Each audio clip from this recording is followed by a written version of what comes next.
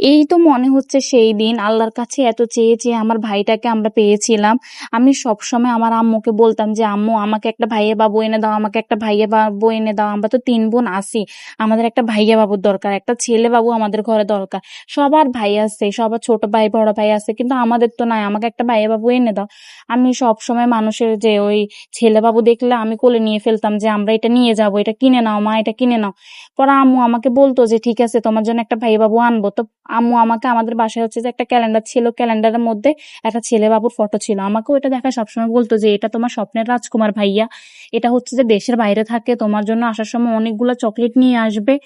আমাকে এগুলো বলে বুঝ দিত। পরে আমি প্রথম মানলেও পরে মানতাম না যে, "না আমার চকলেটের দরকার নাই। তুমি আমাকে ভাইয়া বাবু এনে দাও, ভাইয়া বাবু এনে দাও।" আম্মুও অনেক চেয়েছে, আমরাও চেয়েছিলাম যে আমাদের একটা ভাই হোক, আম্মুর একটা ছেলে হোক। আমাদের ঘরে যেহেতু ছেলে নাই, আমরা ৩ বোন ছিলাম। পরে যাক আল্লাহ আমাদের কথা শুনেছে।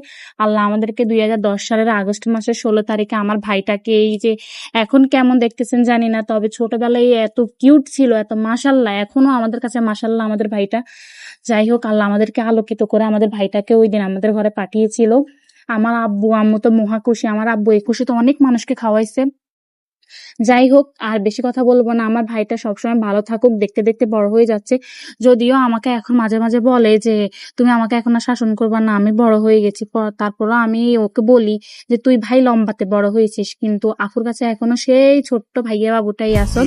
যাই হোক শুভ জন্মদিন ভাই, তুই ভালো থাকিস, সবসময় ভালো থাকিস। আফুরা সবসময় তোর জন্য দোয়া করি, তুই ভালো থাকিস। আর আফুদেরকে এভাবেই ভালোবাসিস। অনেক দূর এগিয়ে যা ভাই, তোর জন্য অনেক দোয়া করি আপু।